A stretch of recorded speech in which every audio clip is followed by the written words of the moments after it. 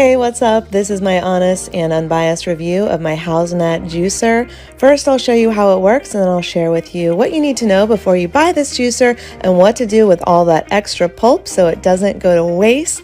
So first of all, it's super easy to put together. It's pretty intuitive and everything fits together really seamlessly. Don't forget to snap it into place at the end to hold it all together. When I juice, I try to get as many colors of the rainbow as possible so I can pack in lots of nutrition. Today I've got pineapple, carrots, cucumbers, broccoli, and apples. So to juice, we just turn it on and start here at the top and put the fruits and veggies in, and we can watch the juice come out with each round.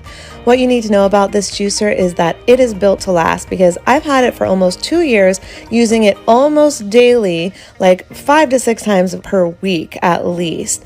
And it has held up over time, which is more than I can say for some other juicers I've used in the past. So this juicer is built to last.